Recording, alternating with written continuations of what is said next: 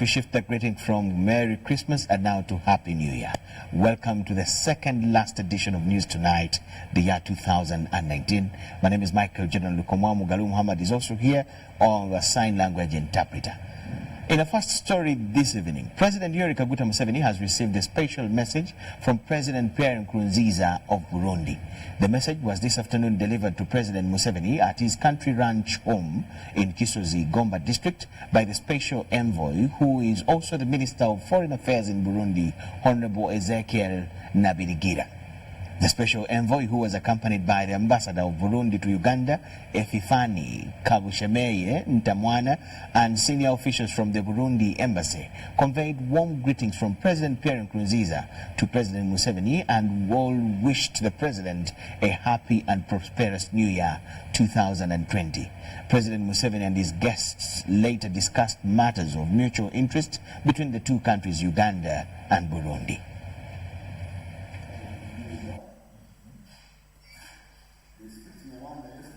The Uganda Police Force has issued guidelines to regulate all events organized to mark the end of the year 2019 and usher in the new year 2020. Addressing the media, police spokesman Fred Enanga cautioned the general public against misuse of bullets and deviation of fireworks regulations. It is a norm today that thousands of people converge at different places to end the year and usher in a new one. Key among the activities to celebrate these 2 years is the display of fireworks, tire burning, and overnight prayers, among others. However, some activities require regulations, while others are considered tradition and unfit to the general population. That burning of tires is prohibited, firing of bullets as part of celebrations is totally prohibited. So only contractors who are licensed under the Explosives Act shall display fireworks following the standard fireworks displays. The Uganda Police Territorial Commanders are ordered to inspect the observance of guidelines regulating events arranged at places of worship and other recreation centers. We are supposed to work with our counter-terrorism units. They will be escorting the fireworks for display from our city headquarters here in Kampala to all these venues and ensure that they are displayed in a safe manner. Those ones that shall not have been displayed will be repackaged and returned to the headquarters. Past terror threats and attacks targeting crowded places are still so fresh in many Ugandans' minds, reason why Enanga calls for vigilancy and full cooperation of proprietors of recreation centers, such as beaches, in ensuring safety at their places. At the beaches, we are also targeting alcohol-related violence and any other antisocial behavior that arises out of the excitement at the beaches. There are always complaints you get where people who happen to be like in a drunken state trying to enter the waters, and even where you find people swimming at past 6 p.m., which is the limit for entering the waters. And sometimes you find there are not enough lifeguards at the beaches, which puts the security of beachgoers and other revelers at risk. Meanwhile, police has given highlights on the recent raid it conducted targeting phone and motorcycle dealers. Established that out of that operation, 885 phones that we had recovered in that operation had used SIM cards. An additional 748 phones had invalid IMEI. All those that had this invalid IMEI, that means that these are phones that are illegal and not authorized for use in our country, Uganda.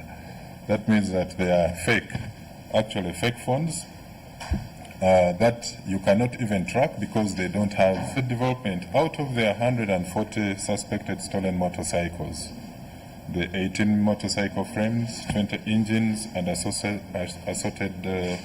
spare parts that we recovered. We got details from URA on 125 motorcycles Police has called on the general public to be vigilant about personal security as they celebrate completion of 2019 and usher in of 2020. Abdul Nasser Luwama and Lydia Chomkama for UBC News. Buganda is one of the oldest kingdoms in Uganda, believed to have started in the 12th century. Legends show that Ssekabaka Kintu was the first king through generations to the present reign of His Majesty Ronald Mwenda Mutebi II, who is the 36th Kabaka of Buganda. Our reporter Benadiga met the Katikiro of Buganda, Charles Peter Maiga, who spearheads the cultural revolution of Buganda Kingdom since it was restored in 1993.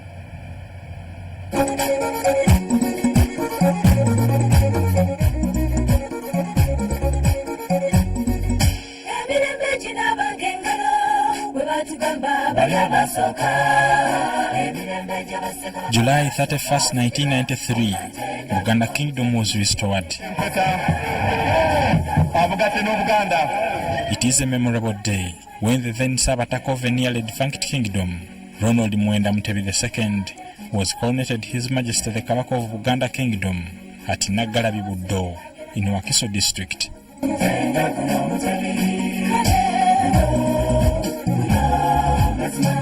This follows the return of kingdoms ever since the Republican Constitution abolished monarchies in 1966. The kingdom lay inactive with loss of norms and values that identify the people of Buganda, one of the remarkable monarchies in the Interlacustrine region. 26 years ago, Kabaka Ronald Mwenda Mutebi II has restored the glory of the kingdom. Tuddamu okubagamba obukulu bw'obwegassi mu mirimu gyaffe. This is the beauty, strength and significance of the monarchy that upholds territorial integrity, systems, structures, norms and values of the people of Buganda. In the last 26 years, the Kingdom of Buganda has restored all levels of its old administrative units, like counties, sub-counties, villages and clans that date back to the Tembus dynasty. Buganda Kingdom has prime ministers, traditionally referred to as Katikiro. These conduct kingdom matters on behalf of the Kabaka. Katikiros Joseph Mulwanya Mulise Mwogerere, Daniel Mulika, Engineer John Baptist Walusimbi, and the current Charles Peter Maiga have served Buganda Kingdom since its restoration.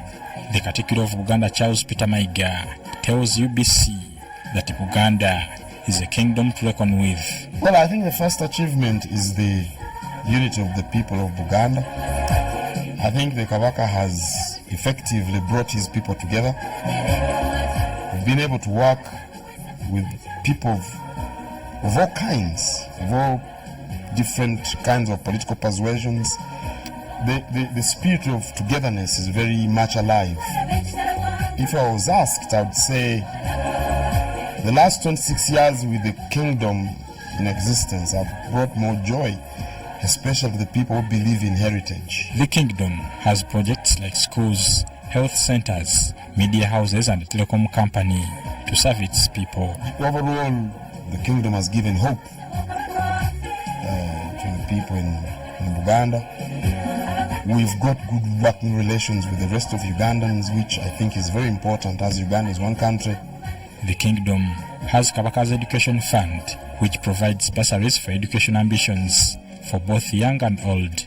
Buganda Kingdom observes 5 pillars to uphold the culture and heritage, sharing power through a federal system of government, protection of land and the boundaries of the kingdom, including the clan system, work ethic, and health of the people. And then finally, being together, working together as one, being united, because we've got people of different nationalities all residing in Buganda. We've got people of different religious beliefs. We can work together because the clan system again gives us a good example. But ever since Buganda Kingdom came into being, it has always been at the forefront. We are the center of things. Of course, Kampala, the capital city of Uganda, is within the Kingdom of Buganda. So what Buganda talks about gets heard everywhere. But also, the Kingdom of Buganda is older than most kingdoms except that of Bunyoro. But we've learned a lot from history. We've learned, I think, to work together. We've learned to organize ourselves. We've learned to plan.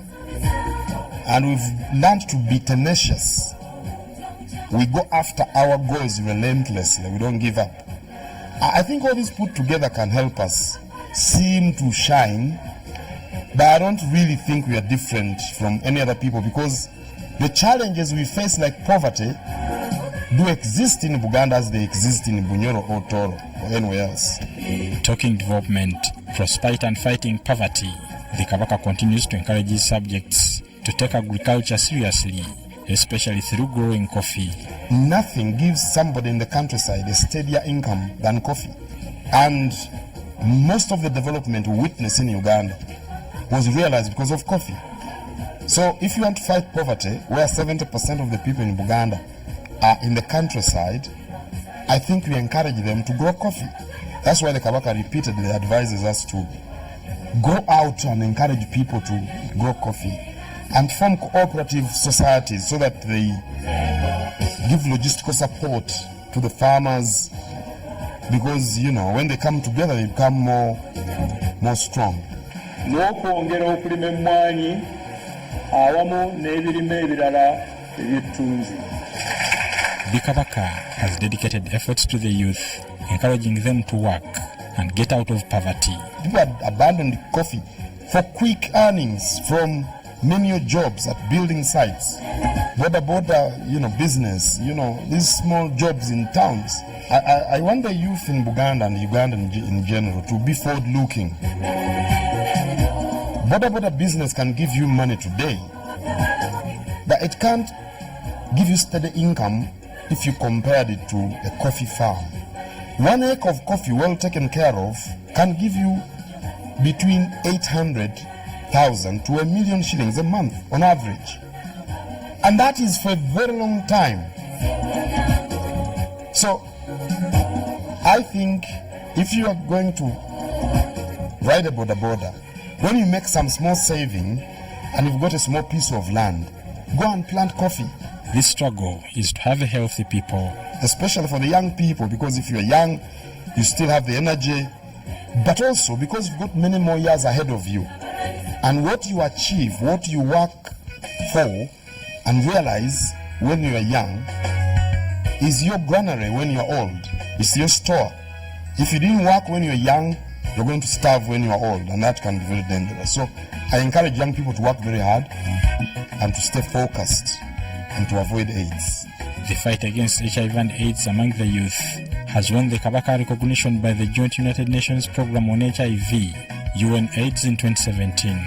He was appointed its Goodwill Ambassador in the fight against HIV and AIDS. In 2013, Kabaka Mutebi and President Yoweri Museveni signed a pact for returning kingdom property, plus clearing accumulated rent arrears of Uganda shillings 6 billion. In April 2014, President Museveni returned some titles to the kingdom. So far, 293 land titles have been returned. All our wealth, I should say, because government owes us a lot of money, and a lot of things. We continuously engage government. I think it's the best method. But I think these things should be gotten out of the way once and for all. All that Buganda is demanding from the central government should be returned to us, so that we concentrate on the key issues, especially those related to fighting poverty. That is what is key for us in the kingdom, for the government. But we continue to engage them, and fortunately, the kingdom is here eternally. So we shall get them whenever we get them. However, Buganda Kingdom still demands the return of markets, some landmark buildings, the 9,000 square miles of land, and chiefs' properties. Bernard Iga, UBC TV, in Kampala.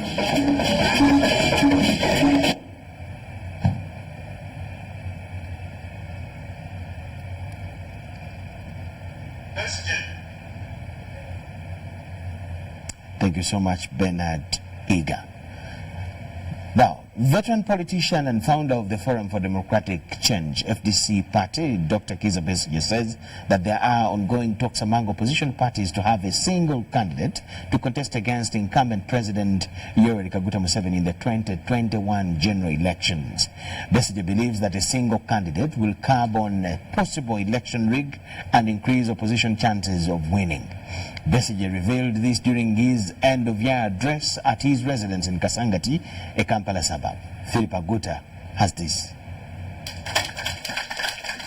What many analysts have pointed out as one of the weaknesses of opposition parties might this time around be given a trial if the plan to have a single opposition candidate against incumbent President Yoweri Museveni is anything to go by as Uganda heads to the polls next year. The activists for change on how to manage candidates in the next elections.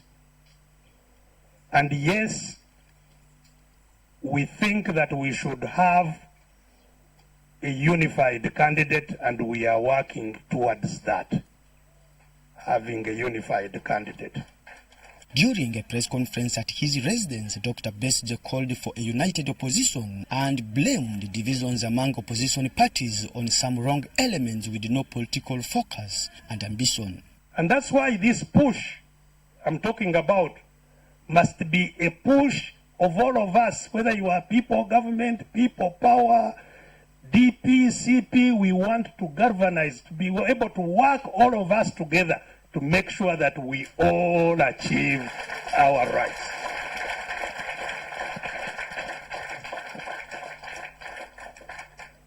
And that is one area that we have invested quite a lot of effort during this year.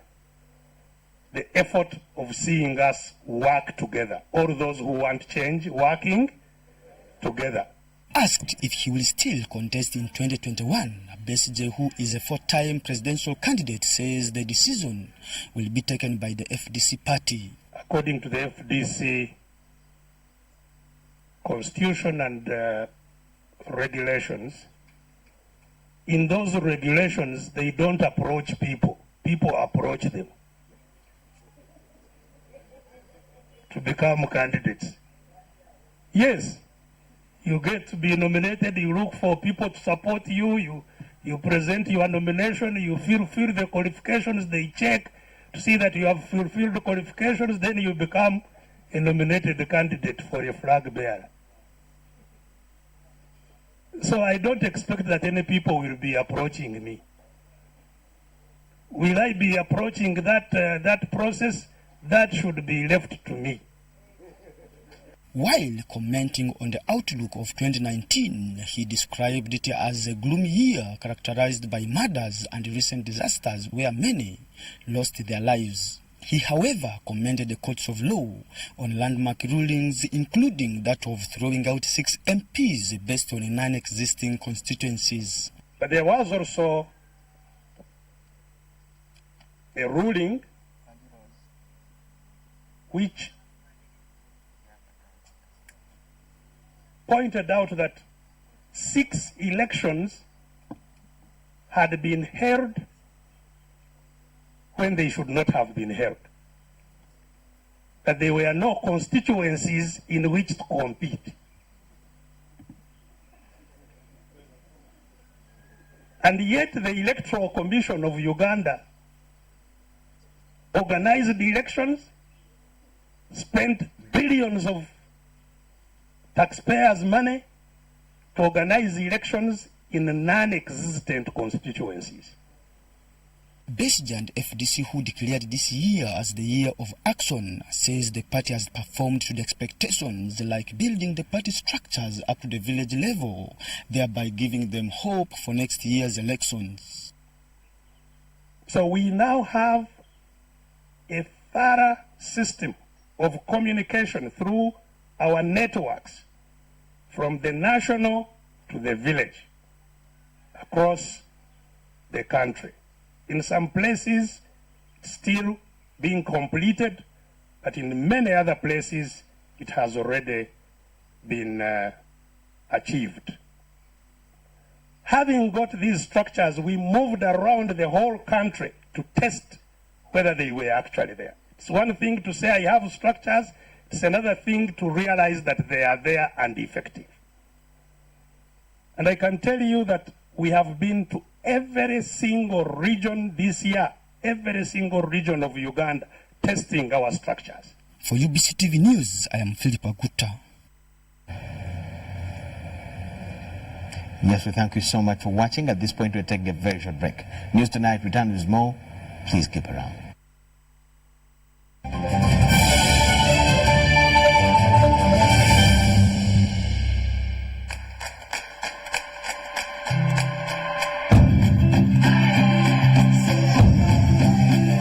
Good morning, Uganda.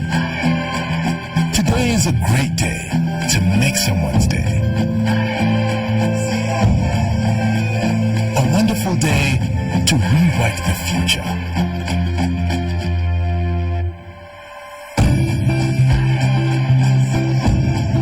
Today is a beautiful day to light up their world.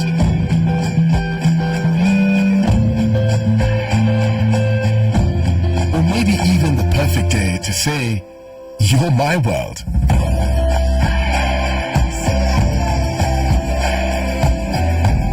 A marvelous day to make a brand new start.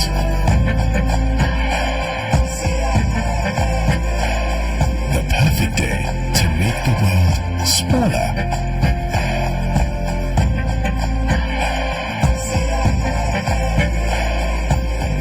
Uganda, today isn't just another day. Today is your day. Airtel Money, with you always. Airtel Money, instant, secure, borderless.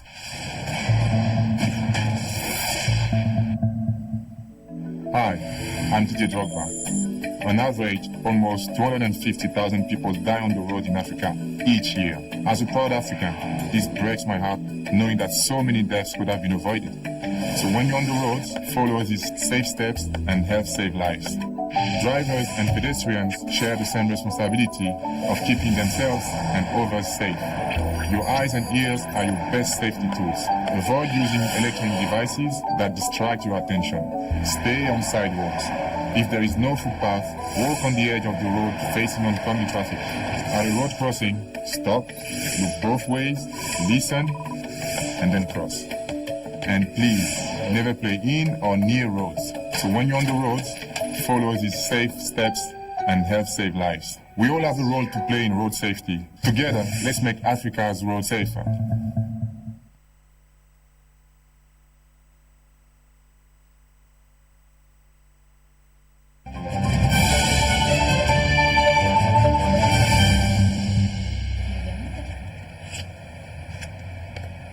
We now go straight to business news tonight. Farmers in northern Uganda have decried insufficient information on agricultural insurance scheme in the country. Agriculture insurance provides farmers with a solution for making their revenue more predictable, as they will be protected against financial losses caused by the loss of their crops and livestock over season resulting from pests and diseases, natural calamities such as floods, hailstorm, and drought.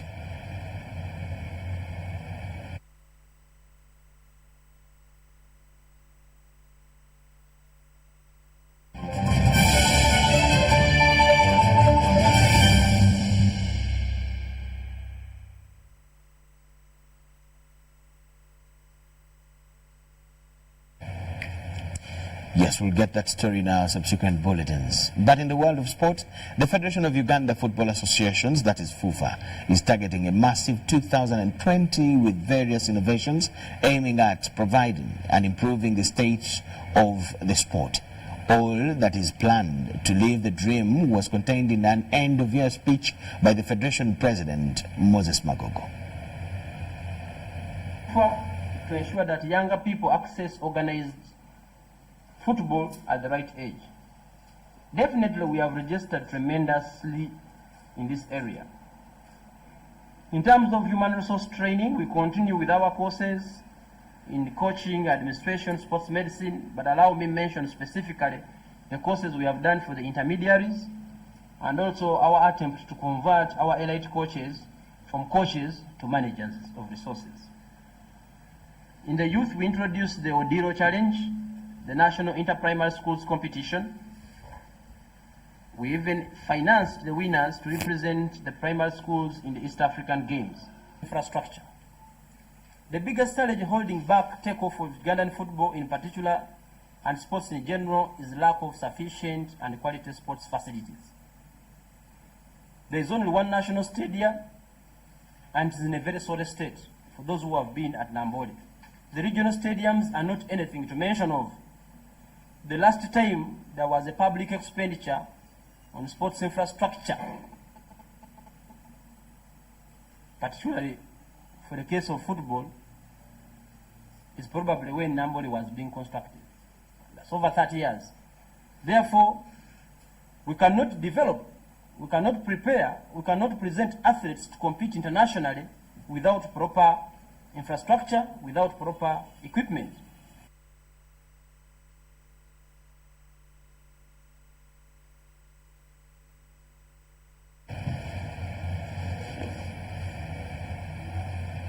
We now come to the end of this first edition of News Tonight. Thank you so much for watching. My name is Michael Jordan Lukomwa with Muhammad Mugalu and the whole team. We wish you the best of the evening. Let's get back to you with a bigger arrangement at 10 p.m. Please do not miss. Just enjoy our next program for now.